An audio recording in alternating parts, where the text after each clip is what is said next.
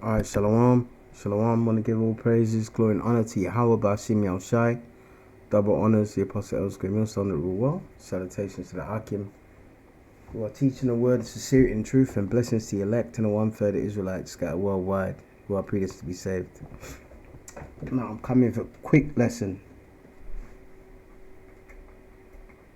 A very, very, very quick lesson because,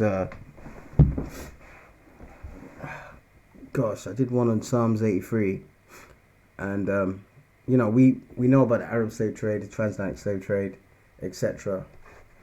But I just want to do a small video because I did a longer one. I keep doing longer ones. So, the enemies of Israel and how Israel was scattered. All right. And in Psalms 83, it names the enemies. Now, the ones I'm going to focus on for this video is Amalek, which is here. All right. All right. Psalms 81. O God, hold not thy peace, and be not still, O God. For lo, thy enemies make a tumult. And so these are the Lord's enemies, and the Lord's enemies are our enemies. And they that hate thee have lifted up the head. So these other nations hate Yahweh and his son Yahushai. Alright, verse 3. They have taken crafty counsel against thy people, and have consulted against thy hidden ones. Alright, and that's why, the so-called white man whitewashed all our history. Alright, he did whitewash our history, so now he's, he's perpetrating that, for example, the Crusades in the Middle Ages, he's actually putting himself in that bracket, when we obviously know it was us, So that's a part of the crafty council, all right? That's a part of the crafty council. There you go, man. All right? All the black images, darkest night, all right? Our people ruling in the Middle Ages, all right? High society. Don't know why her breasts are showing in that picture. That's not good. That's not a good picture to show. But look, Suavi, which means black German king. All right, Henry II, Holy Roman Emperor. But then they whitewashed it. All right, so this is a part of the crafty council. Okay, whitewashing all our history. All right, look, black king ruling over white peasants. All right, royalty, man, as we are. Okay, so this was us in the Middle Ages, and you can just put when blacks ruled Europe, you can see that. All right, that's a part of the crafty council, but it goes on. All right, and then it mentions the nations, and some of them, all right, we're going to concentrate on is Moab, okay, which is the Chinese, and Ammon, which is the Japanese. All right, we're going to concentrate on those two. Okay, I'm going to play this video, and I'll put the link in the description box. All right, let's roll. World was inevitable. Zanzibar Island was already supplying slaves to India and China. You hear that? And this is the Arab slave trade. The Arab slave trade mainly took place in Central Africa, but mainly on the East Coast. All right, Zanzibar was a major stop-off point. Okay, so there were Israelites in East Africa, the Bantu tribes. Continue. Historians claim to have evidence of black slaves reaching as far as Japan. One such You hear documented that? So let's go the back. spilling of the slave markets to other parts of the world was inevitable. Yep. Zanzibar Island was already supplying slaves to India and China. India and China. And who are the Chinese? They are the Moabites, man. All right. So it says here, they've consulted together with one consent. They are confederate against thee. All right. And then it says, and then it goes on to name the nations: Tabernacle, Edom, the Ishmaelites. All right. And it said of Moab. All right. And why did it say and the Ishmaelites? of Moab, because the Ishmaelites were working, all right, with the Chinese. There was in the Arab slave trade, they took Israelites from the east coast of Africa, and they were shipping them as far as China, man. All right. So these people that you look at, these Chinese, you look at them, and you look at them, and in America you call them gooks and stuff like that. There's some of them that are actually our people. All right. Okay. Because we mixed up in there, so don't tell me that they're not, man. Some of them might be, all right, but they were heavily involved in the slave trade, and not many people bring this out. Yeah, and and you can see that disdain that they have for us today, man. All right, and remember, in verse 7 it says the Ammonites, right? Okay, so we're gonna go back to this. All right. Historians claim to have evidence of black slaves reaching as far as Japan. Did you hear that? Japan. Who are the Japanese? The Ammonites. All right, continue.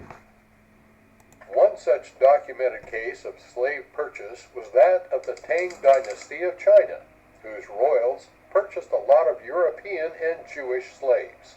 People also tell tales of Yazuki, the first black samurai, who entered Japan as a slave with missionaries, but ended up on the good side of Oda Nobunaga, who ended up taking him on retainer. Although the more popular discussions state that Yazuki was hailed as a samurai, historians argue this and state that he was just inducted as a warrior in the feudal army. Going towards the east, do you see? All right. So I'm just going to leave it at that. All right. But Israelites were shipped to Japan and to China, man. And so there are enemies, man. So that's why when you blacks go over there, or you have for example, you have what's it called? I've got this. Like this girl here, she makes a good point. All right. Institutions. Although Asian Americans today. All right, and she's talking about anti-blackness in the Chinese community, the Moabite community. Is about anti-Asianness in the black community. Definitely go check out his video, which will be linked in the description box and put as a card here.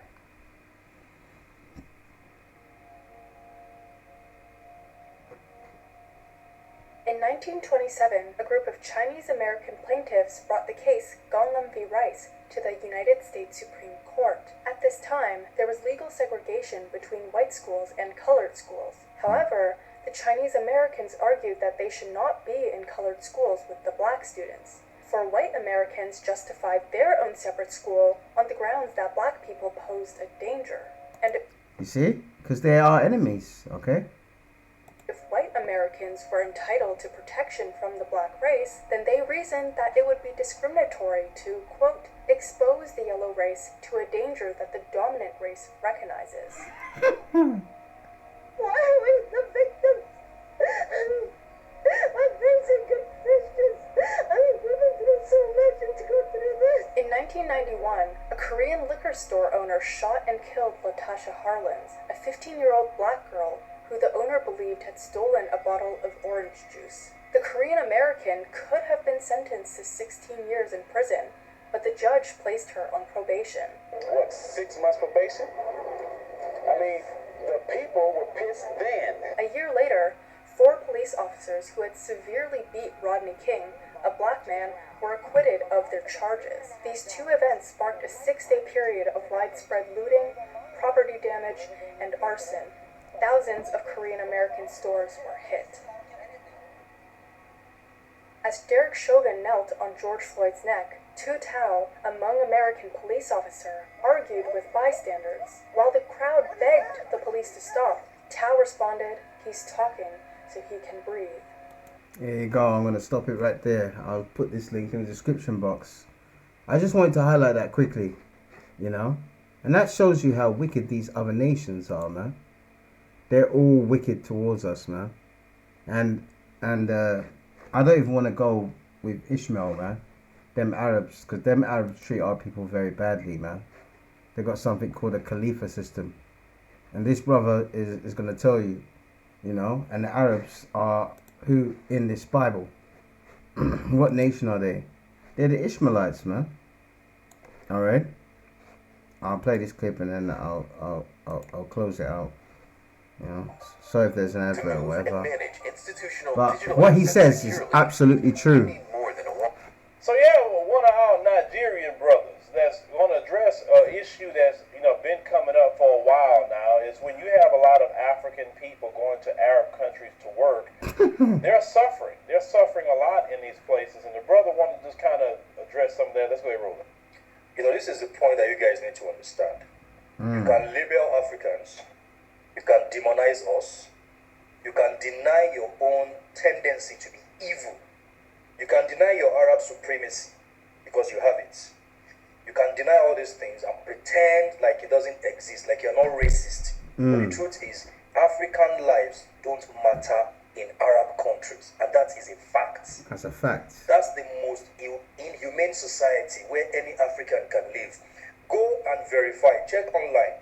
In some African countries, in Kuwait and some other Arab countries, in Kuwait and some other Arab countries, they publicize merchandising black Africans as slaves. There are applications that you can install on your phone, and through the application you can buy black Africans as slaves in many Arab countries. Many Arab countries. Go and verify. So you can label us criminals, you can say all these things and pretend and deny and fool yourself. You are racist, you are inhumane, there is nothing godly about you. And I'm not saying all Arabs are like this, because my best friend is an Arab and it's different, but I'm addressing your system.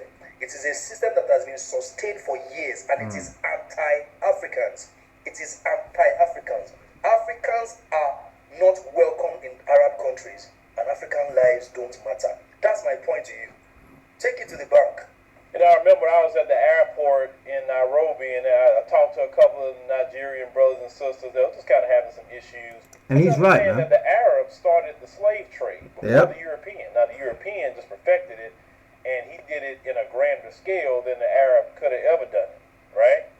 He built his whole empire off of the slavery of African people and made so much money, even still benefiting from that, and the colonization that came along with that. But we see that a lot of brothers and sisters that do travel to Arab nations, especially a lot of the women, they get into these homes, work as domestic workers, and take their passport from them.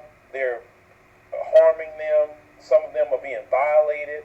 Some of them are actually losing their lives because black people don't have any kind of value whatsoever in these Arab countries. That's right, man. And again, I'll put a link in the description box. I don't want to make it too long. So these people are our enemies, man. All right? You know? So when you watch the TV and you see what's going on there in our homeland, the Lord's doing that, man. The Lord is stirring up this World War III. It has to be a build-up to it. So he can destroy all our enemies, man, in one go. All right? And I'm telling you, man, you go and look up I think it's called the Khalifa system in the Arab world. Oh my gosh, man. They treat our people and them Hamites badly. They throw them out of windows. It's nothing to them. They won't go to prison, nothing. All right? But you saw there in the early clip that the nation of Ammon, which is the Japanese and the Chinese, were involved in the slave trade too. So we have enemies. So that's why when you Jakes go to these people's countries, all right, that's why there's videos of being black and in the Arab world, or traveling to Iceland, this, that, and the other. The time we're in now, Ezekiel 3:17, I made you a watchman unto the house of Israel. Hear the word at my mouth, give them word from me. Don't go to those places, man. All right, do not go to those places, especially them Arab countries. Especially you don't want to go, over there to China, man. There's horror stories of blacks in China. In China, there's a woman on TV here, and she said that in China there's certain hotels that says no blacks allowed. They actually have signs up there. All right. So that's why when Yahushua comes back, they're going to bow down to him. They're going to bow down to us. All right, so to the next one, shalom.